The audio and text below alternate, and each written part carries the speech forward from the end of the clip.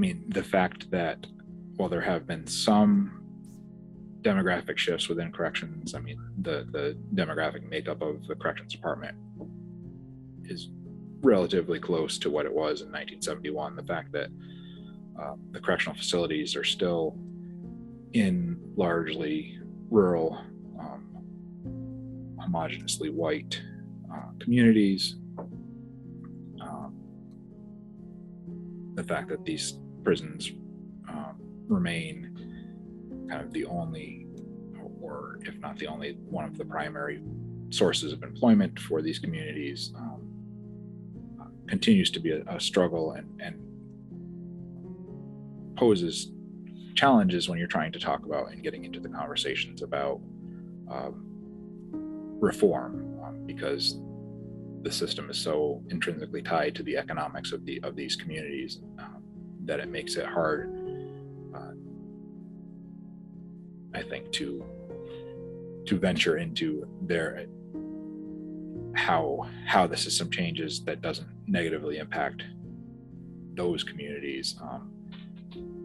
But I know just with Assembly Speaker Carl Hastie in the last few years has really made a point of talking about the importance of change and the fact that the system is designed to incarcerate people that come primarily from communities of color in the inner cities, and there's these Speaker Hastie's talked about the kind of the cultural divide that still exists, that existed in 1971 and by and large.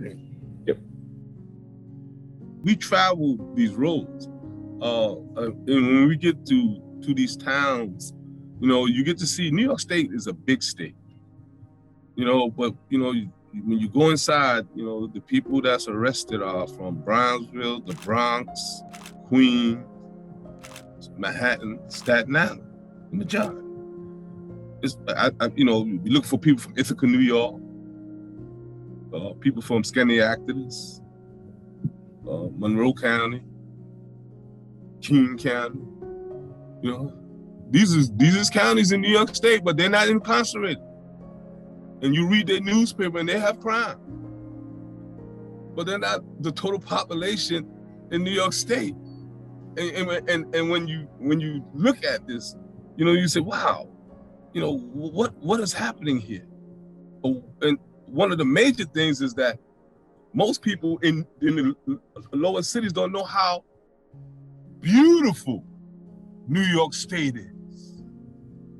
We're going to Pennsylvania to enjoy water parks and vacation, where we have the same picturesque environment in New York State, but we can't enjoy it because of the racism of it. So we have the prisons up there in the communities that's rural and predominantly white, and that's part of their economy. But we're not even thinking that, hey, we can have some of the most beautiful tourist sites in America if we would just conquer the racist attitudes that prevail up there.